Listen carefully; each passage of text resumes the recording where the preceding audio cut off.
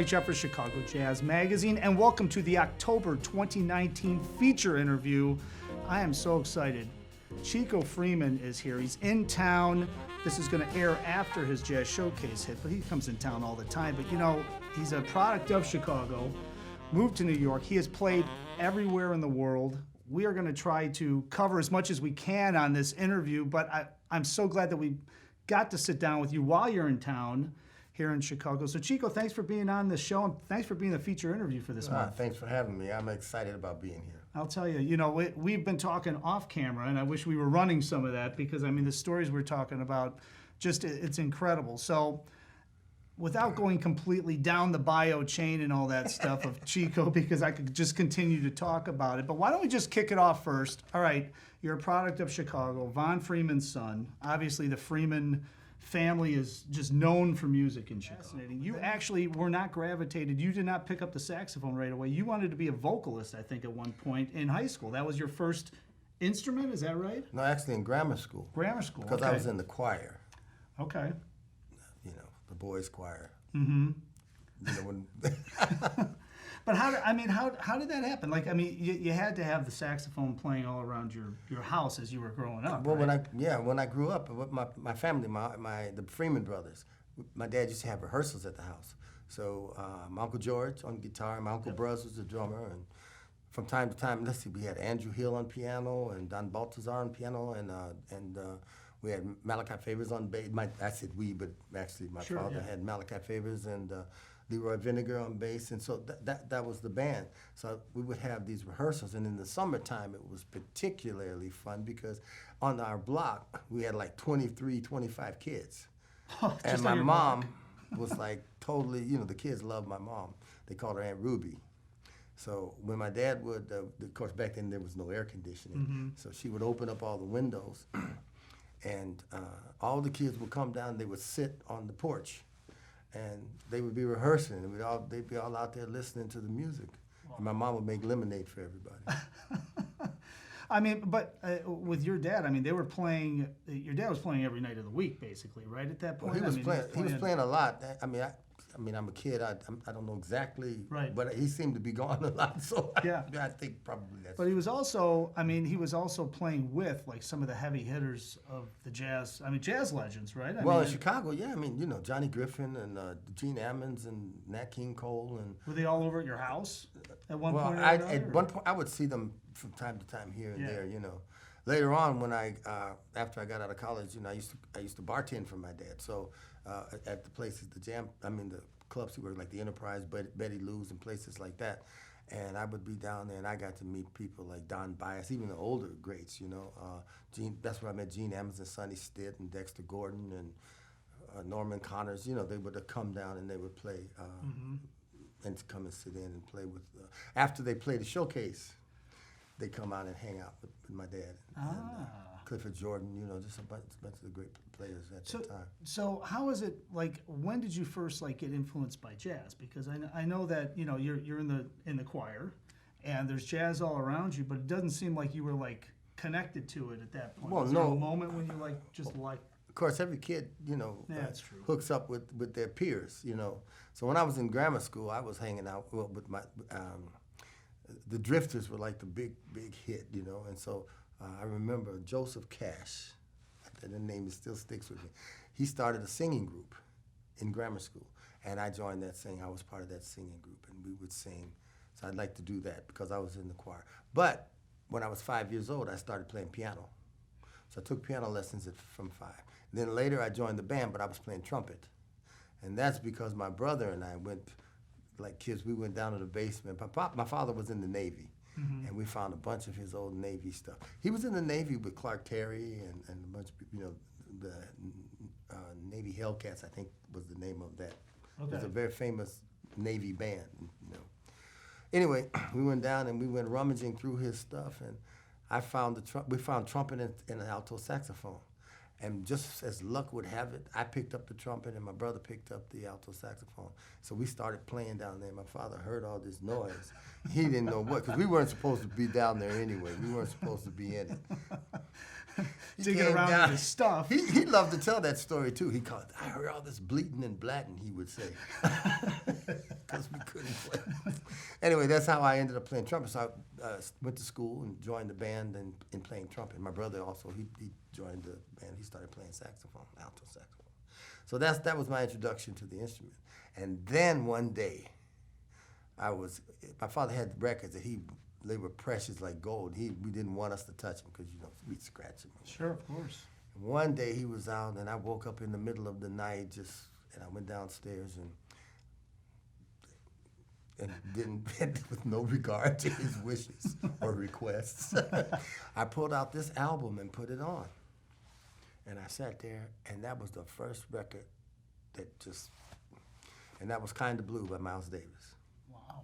And that was the first jazz record I ever listened to, and that's when it happened. That changed my life. And from that point on, I could only hear Miles Davis in my head as far as the trumpet. But that's the very reason I switched to saxophone. Why is that?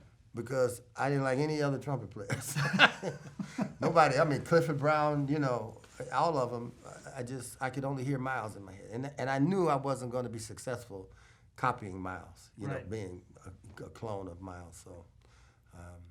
But you weren't really thinking like being a professional musician then, right? I mean, this is like high school, right? Grade school, high school that you're playing trumpet? Well, I not in a business sense, not Yeah. in a, but I kind of knew I wanted to be a performer of some kind. There were three things I wanted to do. My uncle, Bruz, the drummer, was a Tuskegee Airman.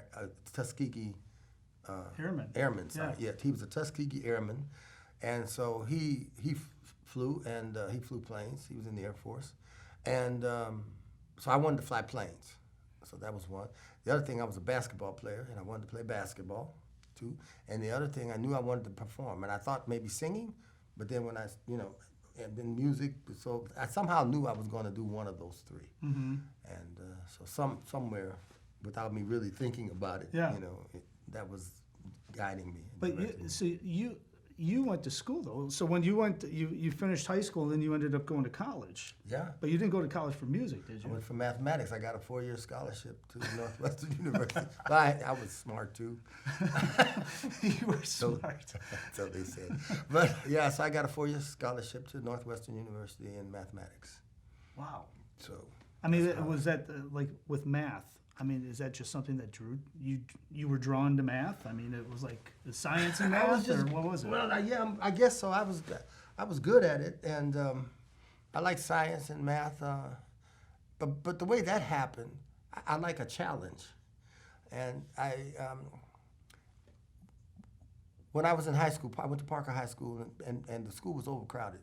So they built this what they called Yale Upper Grade Center. So they sent all the freshmen there. And it was kind of disappointing to me because I was excited about getting my high school experience. But anyway, I went there, and the thing was, I had this math teacher, and I was close to failing math. I was getting nothing but D's.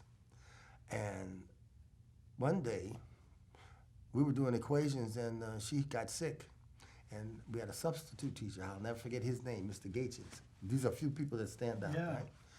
And he explained these equations on the board in a way that I could understand. She was doing it, but I just didn't grab her system, her way. But his, I got it. Then, wow, a light went on. Then he left. She came back when she got better, and she gave us a test to find out how well we were doing. I got every question correct, but she failed me with a big red F. And I went to her and said, why? And it was because I didn't do it her way. They were correct, but you didn't do it the way she went. Yeah. No, I did it the way I learned from you. Right. Because I totally understood it. Sure.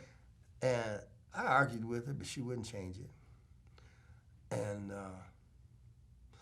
I was pretty pissed. And that thing that came up in me, that thing Michael Jordan, I feel like the way Michael felt when he got cut from the basketball team. Yep. Felt exactly like that. So she passed me at the end of the year with a D. But then they gave us a test to find out, how smart we were. And I scored high on this test along with some other guys. And they put us in a special class for the next year where most people would have 3 majors, English, history, and something, maybe a language possibly. Honor students took 4 majors. This group I was in, we had 6. 6 majors? 6 majors. Huh. And one of the times, and I went, and the first thing I had was, and the algebra, it was algebra, this class that my teacher, that I nearly failed. But now I'm studying matrix algebra, and I'm going to Wilson Junior College for calculus, because I had three of those 6 majors were math. Oh. And I had this teacher, and he was a brilliant little guy, and I don't know, I understood. So at the end of my second years, I went back to my teacher in the other place, opened up my course book, and like, you ever play bid whist? Yeah. You're like, bam! And I slammed it. And then Michael Jordan kind of thing. So, and she disappointed me because she looked at it, she said, "Oh, congratulations." Oh, yeah, of course. I couldn't stay angry at it. So that was it. Anyway, at the end, I ended up getting a scholarship, Northwestern, because of that. So you weren't really playing that much then, right? I played trumpet in the band. Right? Yeah, I was playing trumpet. Okay. Yeah. And then I kind of stopped for a while I was there because I 6 majors and trying to play basketball and all of that kind of stuff. Yeah. What drew you back? What drew you back to the music? Yeah, because you're in college at that point, right? I mean. Yeah. Well, when I got to college, when I was at my first year at Northwestern, I'm taking all these math courses, and the first year I thought, okay, I felt like getting into music, doing something, so I decided to see if I could join the band. Just like the marching band? Yeah, because it counted as an athletic thing because it was the marching band. Okay. So it counted as an athletic thing, and so I joined the marching band. And I got to travel too, to the, Oh, you got to go, Michigan, to Big Ten games. schools. Yeah, so that was cool. So I did that, and so I was still playing the trumpet then. But then, my second year and third year, you get to a point in mathematics, at least the way they did it then, where it splits off in 2 directions: practical and kind of the infinity series, and abstract. Okay. And what I learned was that mathematics was so far ahead of science. So, for example, all the things that we know now, with the space launching and all these things, mathematical things that they didn't know then, math knew. Then science finds usages for it. They find how to make it practical, and that excited me. So I decided to go off in the abstract direction. One of the reasons I was open to experimental music, avant-garde music, but that direction. And at that time, I started getting recruited. I was recruited by IBM and the space by Kennedy, NASA. Yeah, I was recruited by them, IBM, and another data control, I think it was. Okay. They had a company back then. And I was seriously thinking about doing that. The other option I saw as a mathematician was to become a professor, or do that stuff. But I don't know. I just had this thing about moving around. So I ended up, and music, at that time, I was starting to go down and see my father at the jam sessions, the Enterprise, Betty Lou's, those clubs, and seeing these people. Yeah. Like I just mentioned to you before. Did I mention that on camera? Or not? You did, okay. Yeah. Dexter Gordon, all those guys. I started, and that's when I slowly started to turn. So then I decided that I wanted to change majors and switch to the music school. But actually, not then. I decided to take trumpet lessons, and I had a teacher. No, I decided to switch to the music school in trumpet at that time. And so I was taking trumpet lessons, and I still had miles in my head. Mm-hmm. And I went to my classical teacher, and I was so excited. I brought that album, Kind of Blue, and I said, listen, check this guy out, right? And my teacher, and I liked the guy. He was a good guy, When he came back, he had not a thing positive to say about Miles. He's a classical trumpet player, right? He was like, he plays out of tune, and he's just this, that. I said, that's blue notes, man. That's not out of tune. He just didn't get it. And at that point, I thought, I can't stay in this, Yeah. But I decided to go into music education, to Yeah, so you had something to fall back on, right? Actually, I didn't never thought like Oh, no? that. No? No, I subscribe to that Eddie Murphy comment. They asked Eddie Murphy, did he ever think he needed something to fall back? He said if he had thought that way, he set himself up for failure from the beginning. So I never thought that way. Yeah. But no, I just thought I wanted to learn as much as I could about other instruments as well. So I thought it would be good. So in doing that, I had to take string instruments, and and I also had to take woodwind. And when I got there, all the clarinets were going. So the only thing that was left was the alto saxophone, which reminded me of my brother, from so I took the alto saxophone and I played for a quarter because Northwestern's on the quarter system. That's right. And during spring break, which was in March, if I remember correctly, everybody was leaving to go, and there was a tenor saxophone in the room. And I asked my teacher if I could take the tenor saxophone home. And I took the tenor saxophone home for 2 weeks, practiced 10 hours every day for 2 weeks. I didn't go to, what's the place everybody goes on spring break? Cancun? Yeah, no, Florida, yeah. I know what you're talking about, crazy. yeah. Everybody was going. I've never been there. I went there inside 2 weeks. Daytona Beach. Yeah, Daytona. So I come back, after spring break, and I go to the band director and I say, hey, you know what, I'd like to join the band. And he looked at me crazy. He says, you're already in the band. What are you talking about? Right. I said, yeah, I'm on trumpet. I want to try it on saxophone. And there was this guy. He was from Texas, Southern guy. Let's say that I didn't think he was a big fan of mine. He didn't really know me that well, but it was more from where he came from. Right. Yeah, right. He's a little what I mean. biased. Yeah. And he was like, this is Northwestern. This is not, this is the Harvard of the Midwest. This is the, what's the famous school in New York, Juilliard. Oh, yeah. And he's like that. And I listened to that. And I said, well, look, because I had to audition. I said, okay. Well, I said, well, you have the power to say no. I said, but you don't have the power not to let me try. So I auditioned and made it. He had to, So now I'm in the band on saxophone. And I'm studying with Fred Hemke, who I liked him anyway because I was playing his reeds on soprano. Oh, yeah. Hemke reeds, yeah. Yeah, that's so what I'm in I mean, this. So now I'm playing in the saxophone quartet, classical music, and I've got this classical mouth, everything cool. And Fred he's cool with me, it's all good.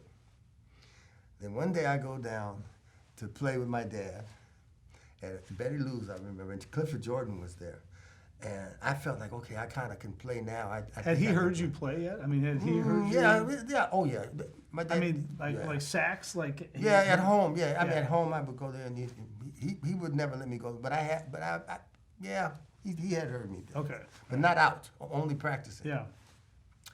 So, now this is, my father's Von Freeman. So, this is serious, right? Sure, yeah. And everybody's coming down and can play. I mean, Clifford Jordan, all these great musicians, and I'm thinking I'm ready to do this.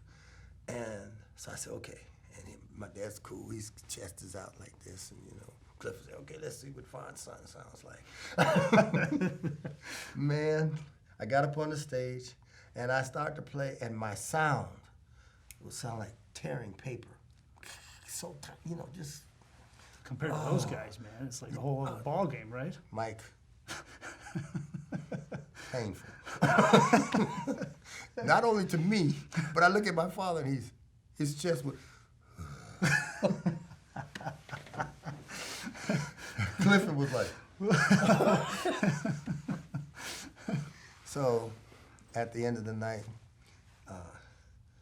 I was going to go back to school. My father said, come with me. You come home with me. And so I went home, and he went upstairs. He had opened up a drawer and had a cigar box full of mouthpieces. And he went rummaging through, and he pulled out this mouthpiece. He said, try this. I put it on. All of a sudden, my sound, boo! Really? I was like, wow. Yeah.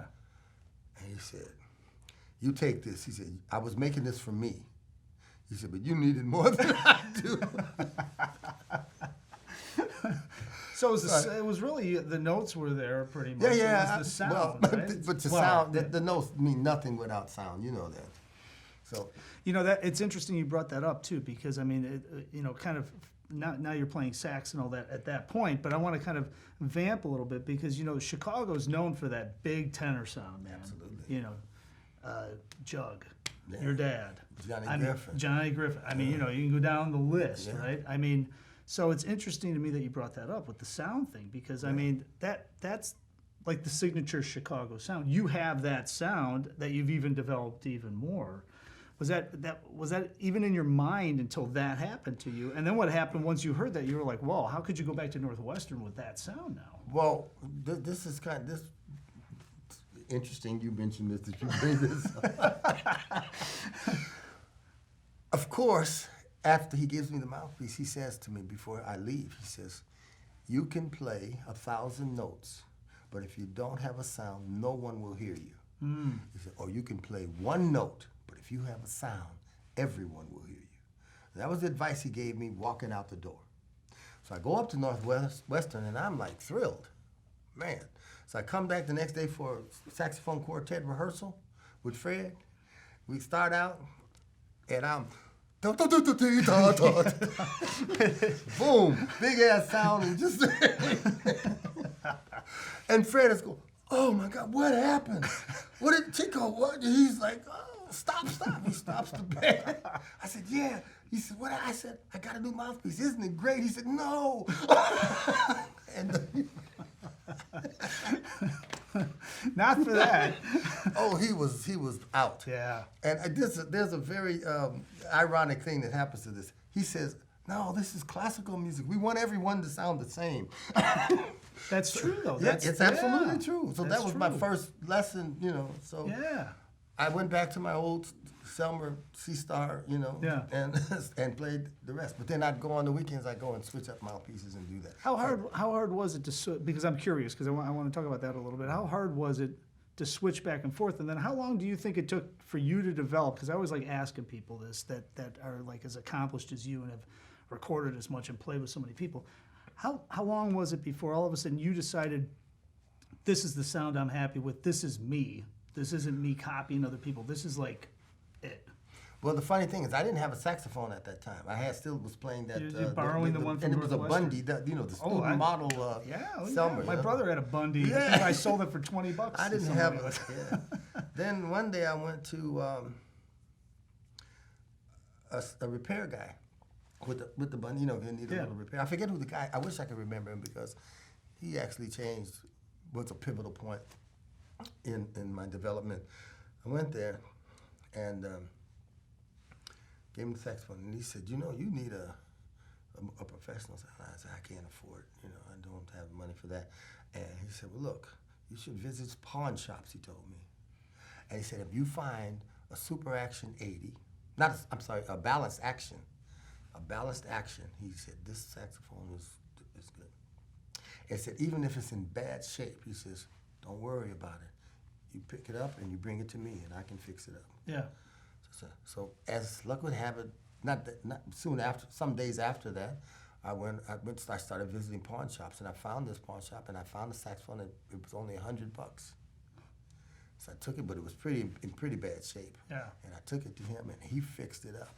And that's the saxophone with my father's mouthpiece that I played on all my records, my first kidding. records, and with Elvin Jones and Sun Ra and That sax. McCoy. Yeah, that's the saxophone. I mean, until Wow. Yeah. So let's fast forward a little because I know you and I could talk forever, but that's the perfect launching point because let's talk about you're in Chicago, you're starting to play, you're doing all this stuff, but then how did you end up in New York? Because I started getting good.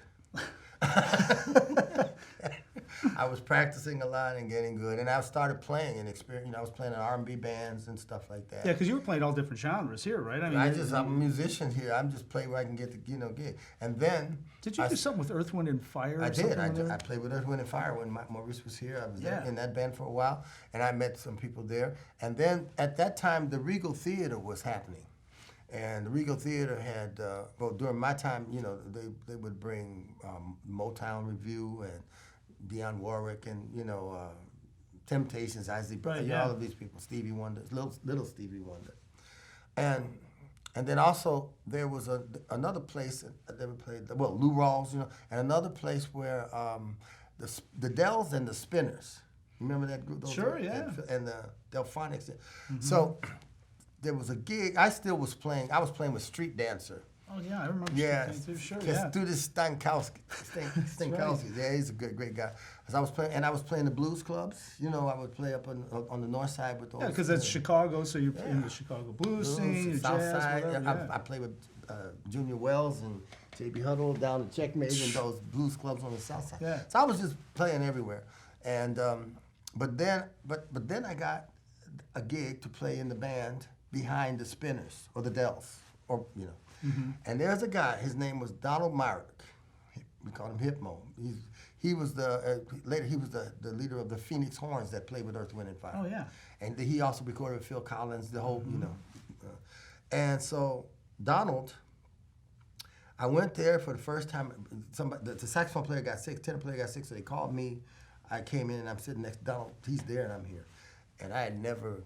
This is new experience. So I'm there and they put the music and I got to sight read everything because there was no rehearsal. Right. So cool.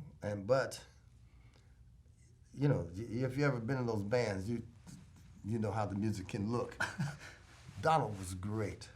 He helped me through everything. He just okay, we're going here now. 'Cause it's not as much as it is directing your eyes to where you got to go next. Yeah. You know, okay, they jump. Because you're not playing all the time, and then it jumps, and then you're here. Exactly. And then, So he was really helpful. He said, we go here, then we go there.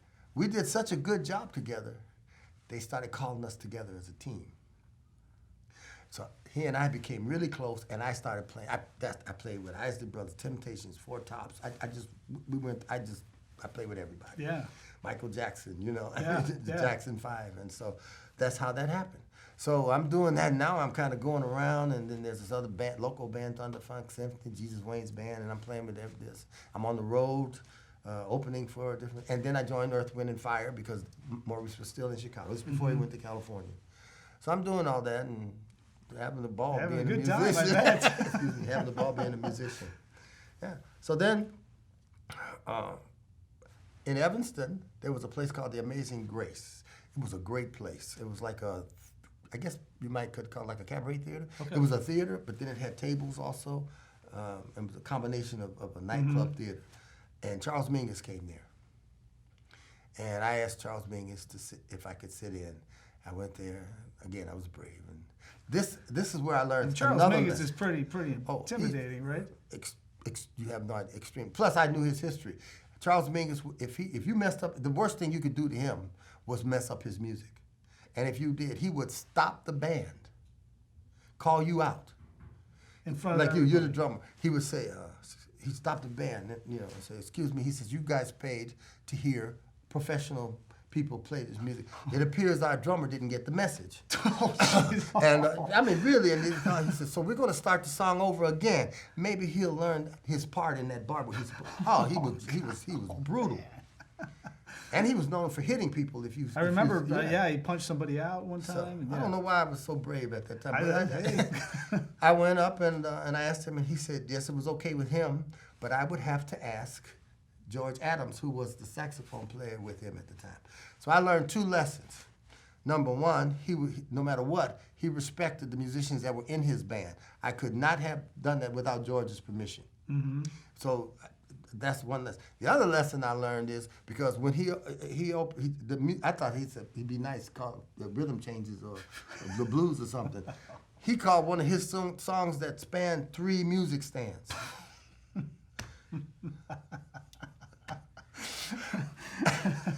You literally had to walk down. And I'm like, oh. So the second lesson I learned is, if you're gonna go to someone and ask to play, you know, to sit in with them, make sure you know their music. Anyway, I did a good job, and George, again, like Donald, was again great guy, very helpful. He could have been terrible, but he wasn't. Afterwards, I was leaving. I went over to thank. Because you know he was pretty big, he had to sit down. I went to thank him for letting me sit in. I was about to leave, and he said, "Hey, you should come to New York." He said, "We play at Boomers every Saturday. You come and look me up." I was like, okay. So that gave me the idea that I could go to the And confidence probably too, right? I felt I could go, yeah. You know. So that's how I didn't go until later because I decided to work on my master's degree. So I went to Governor State University for my master's degree and Warwick Carter, that's where I met Warwick. And during that time, we joined the the Monk Institute and what they do with like Joshua Redmond. Sure, yeah.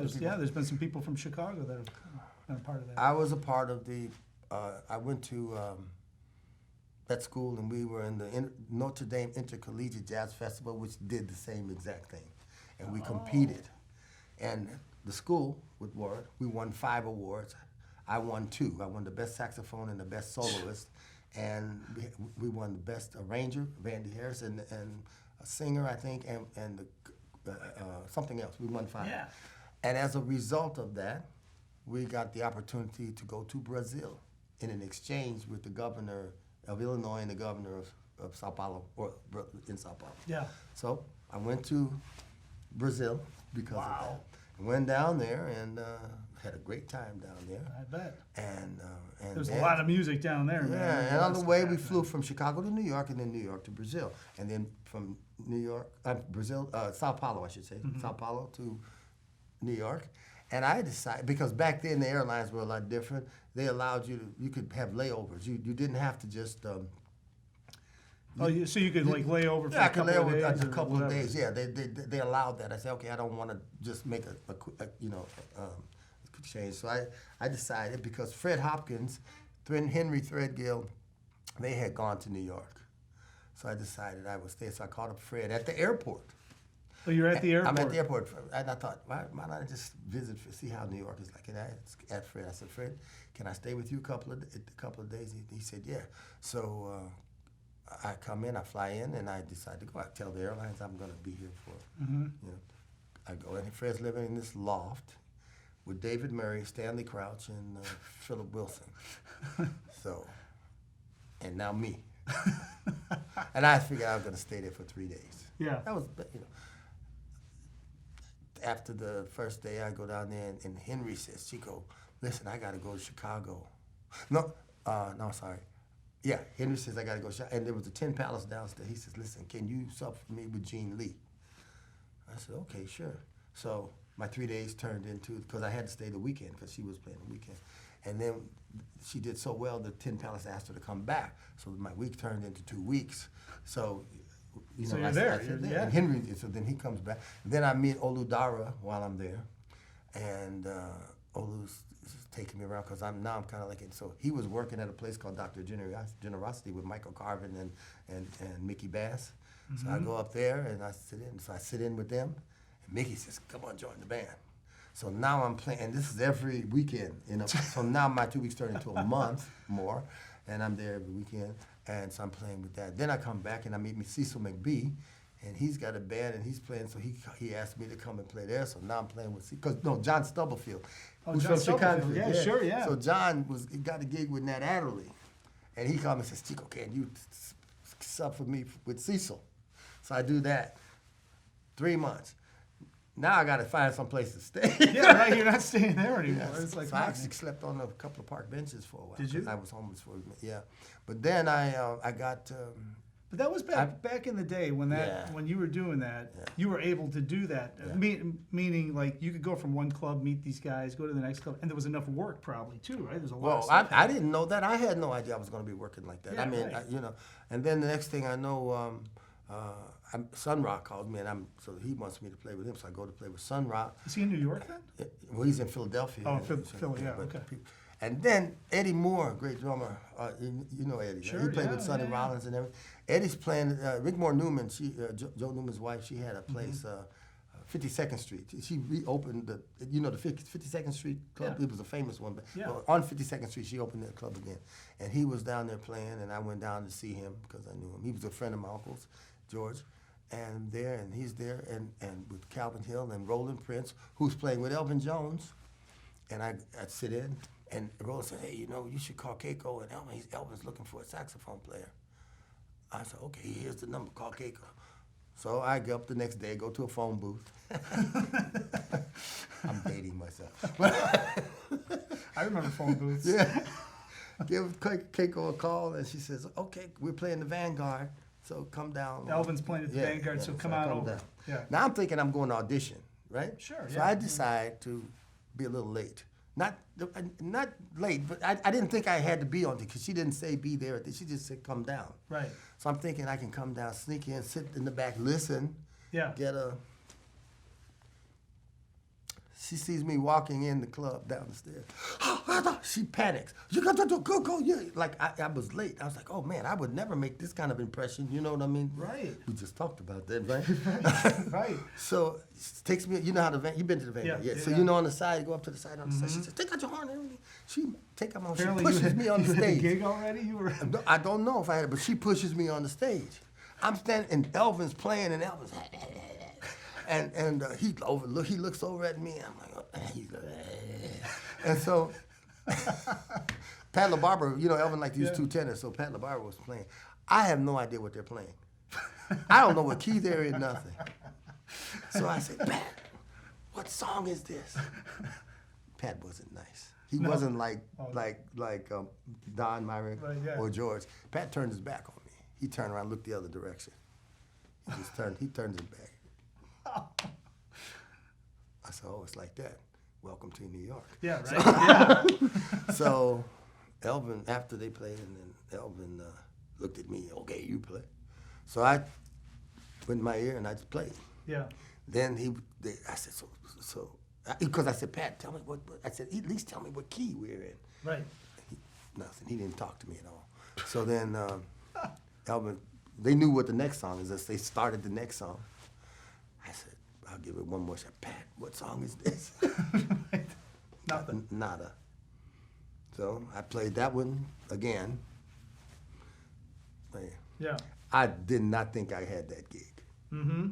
So after that set was over, I turned around to pack up my horn. Keiko comes, you want job? You want job? I said, of course. And I played the rest of the week and went on tour with her. Wow. And that's how I joined Elvin. And I never came back to Chicago. No, that was it. That was it. You still have a layover flight that you can use? I got the ticket somewhere. The flight's gone. Well, that's amazing. I mean, so that really kind of, that's how you kind of boom and you launched into the deal. I mean, you were so you got to play with Elvin. You also got to tour and play with McCoy. All the time I played with McCoy for 5 years. Yeah. Played with Jack DeJohnette for 5 years, and then I worked with Max and Billy. Well, Billy, I started my own groups, and I had great bands. I had Reggie Workman was in my band, Cecil McBee was in my band, Buster Williams. I had Al Foster, Ron Carter. I mean, you've had everybody in your bands because everybody. And you know who I had in my band, which was one of the greatest guys, the drummer with Mingus, Danny Richmond. Oh yeah. He was amazing. He was just amazing. We toured. We had like 3 or 4 week tour in Europe. He's the only guy that didn't have an off night. Ever. Really? Amazing. His consistency was inhuman. You know, it's interesting because that leads me down the road that I want to ask you about a couple of different things from composition-wise and stuff, because you write a lot of your own music. When we were coming over here today, we were talking about that and talking about the original compositions. But since you brought up the off night, having an off night, I think it's real important, and I think it's interesting for young musicians especially, but also even seasoned veterans that are playing around town, doing their thing, doing whatever, even educators. But somebody on your level, it's a whole different ballgame to walk in front of a room with the Vanguard or whoever, with Elvin or with your own band or whatever, and hit it and be at this level. Like, boom, there's like intensity, everything's just got to be popping. Because that doesn't happen a lot of times when you're not used to doing that, right? Mm-hmm. So how did you get to, what went through your mind, or when did you realize that, like, this is just the way I sound and I'm playing at this level? Because you must play with guys that you get into a room and you're playing at this level, meaning intensity-wise, meaning you're throwing down, here it comes, first tune, it could be at 3 o'clock in the afternoon and 9 o'clock at night, doesn't matter, this is what's happening. And guys are going through the motion and they're playing. I just think that there's a mind shift at some point in a professional musician's mind where it's like, I got to play at this level all the time because this is me and this is where I have to be if I want to be at this, part of my career. Is that just something that you learn, or something that just happens? Or? I think it comes more from when you do it over and over again, and you have to do it. and the more you do a thing, the better you become at it. So there was a time I felt that there was a little bit of a letdown in general from musicians, from the older guys.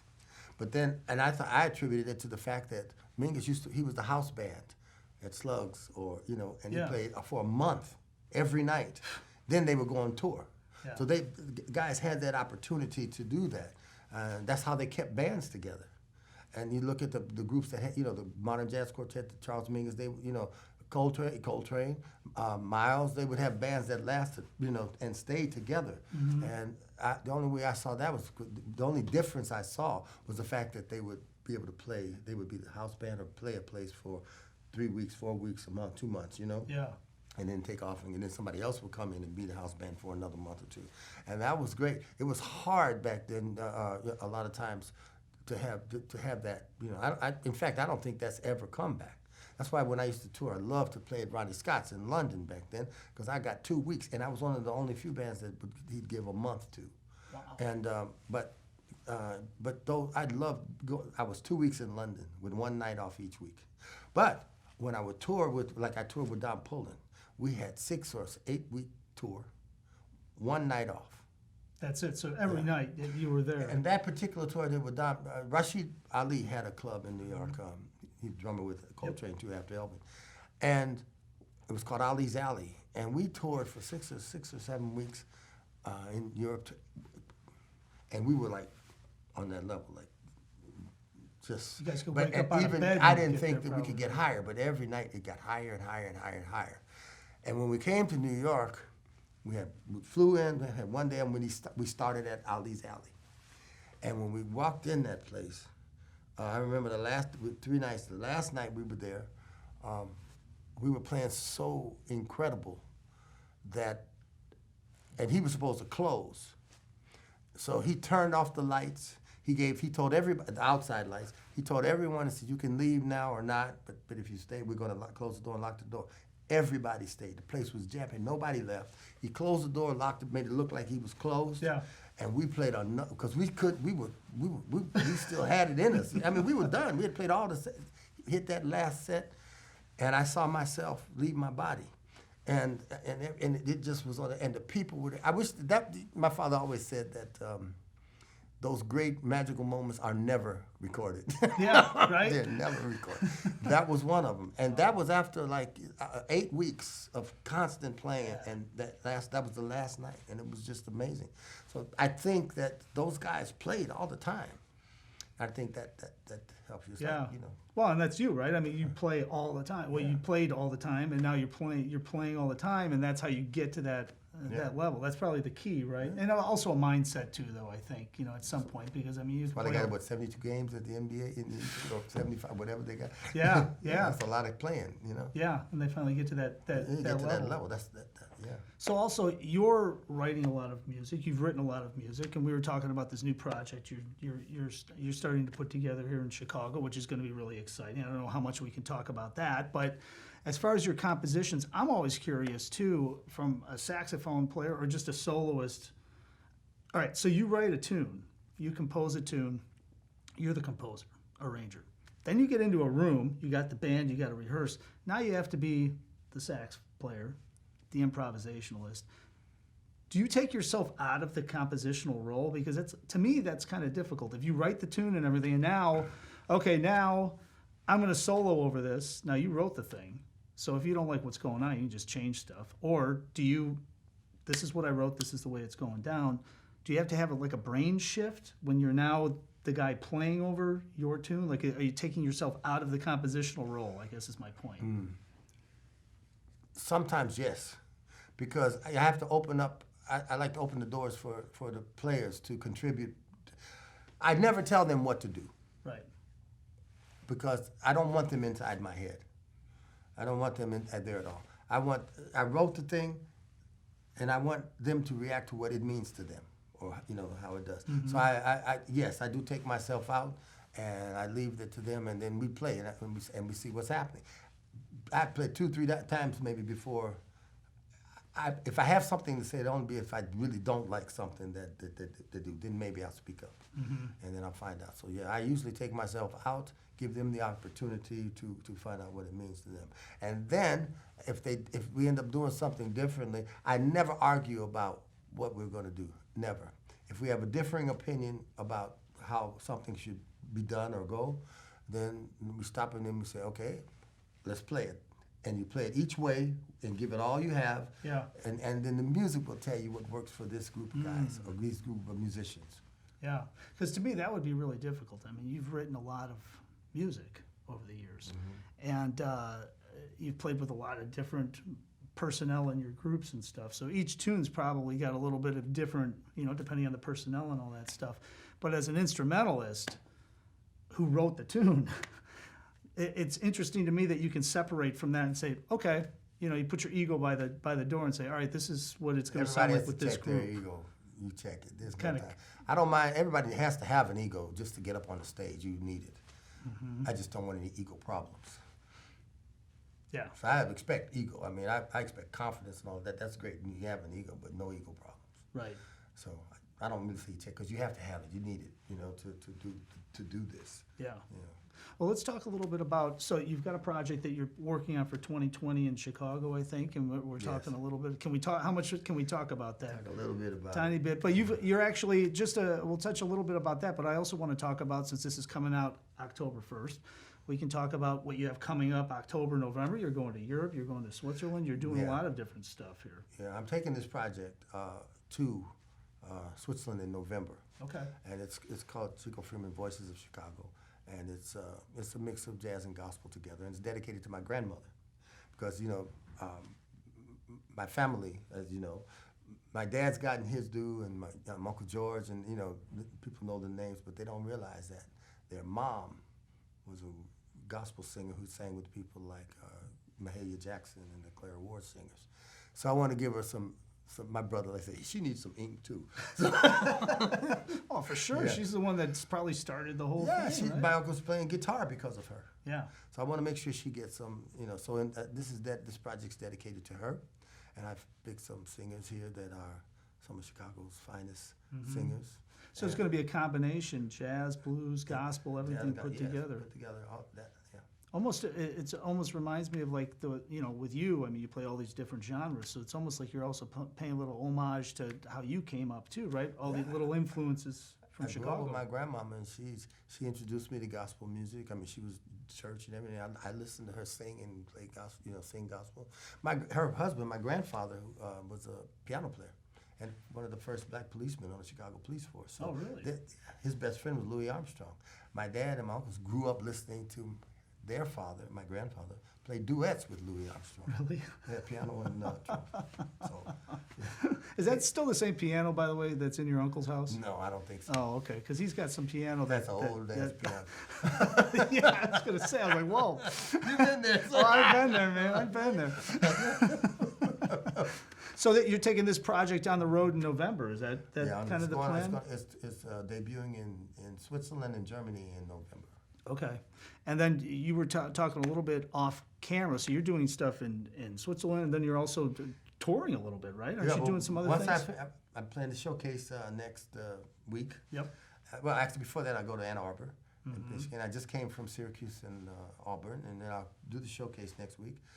And then after showcase, I go back to Europe, and I go to Germany and Austria with some projects. This project I was telling you about, Exotica, which is a trio I have with. This project sounds really interesting. Talk a little bit about this because it sounds real interesting, and I think this is something that we need to talk about getting to Chicago at some point. Well, this project is called Exotica, Chico Freeman Exotica, and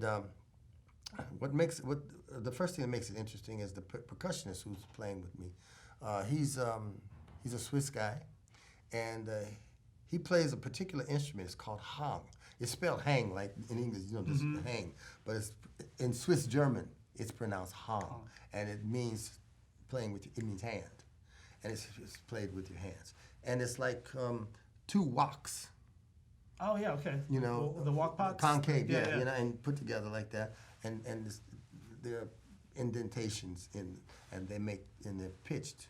I know exactly what you're talking about. Yeah. I've seen And it then on the before, top yeah. is a low note, And he invented this instrument. This is the guy. Oh, he who had did? it. Yeah, he had. That's what I'm wow. saying. His name is Reto Weber.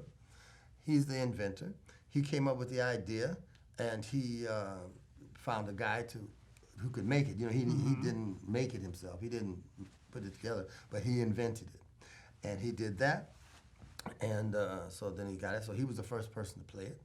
He's got three or four of them now, and he does that. And now they've got a whole bunch of people playing it around, and they even have a convention that they started to do, and he goes to these places. Yeah. But anyway, he plays it. So this instrument has a unique sound, and it's very mellow, beautiful sound, unique. And so this Exotica it started out as a trio with the hong, but he also plays African water drums, and he plays djembe, so he's a percussionist. And I have a cellist, and this cellist, his name is Svante Henriksen. He's an incredible cellist, an incredible musician. He's a Swedish guy, bad man, and we have this thing. But then I also sometimes use a bassist. His name is Harry Kancik, and then sometimes I use them both. Wow. Cello and bass. So Exotica with that, and then I'm playing with saxophones and bass clarinet and all of that. And I've written music for this particular thing, and we have some beautiful music. You can find us this band on YouTube, and I have a YouTube channel, and you'll see it. And it's ChicoFreeman.com, right? Is the website? That's your my website, so it's probably There's linked some over of that there on there. too. But YouTube, you have linked to YouTube, and you can hear a couple of songs Yeah. on there. But so this band is touring in October, Wow. and so I go back to do that in October. Then November, I bring over the Voices, and we have a tour of Switzerland and Germany, Wow. and they're working on a tour for next year for 2020. Yeah. For that. And I'm hoping to bring it here to the States, and in particular here to Chicago. It's got to come to Chicago. Yeah, it's Chicago. I mean, it's It Chicago. has to come to Chicago. Yeah. So that's what that is. Well, I'm so glad that we got to sit Yeah, down and Mike, talk it's a little cool. bit, man. This was unbelievable. Chico Freeman, of course, ChicoFreeman.com. Of course, keep up to date on everything that's happening. We're going to link Also, my everything up below. Facebook page is Facebook? yeah. So No. you can find a lot of information on me on Facebook, and of course on my website. Well, we'll link everything up. But Yeah. thanks so much, man. Thank I you, really Mike. appreciate it. Okay. And of course, you can see all the videos and all the other interviews on ChicagoJazzMagazine.com, ChicagoJazz.com. But I'm so glad we got to sit down with you. You got the Selmer sitting right in front of us yeah, here. I'm a Selmer and Dorsey saxophone. Been playing them for many, many, many years. Yeah, well, and this is a hip-looking Selmer too, by the Sounds way. good. So thanks for watching. We appreciate you being here for the feature interview October 2019. And until next time, we will see you somewhere out on the scene.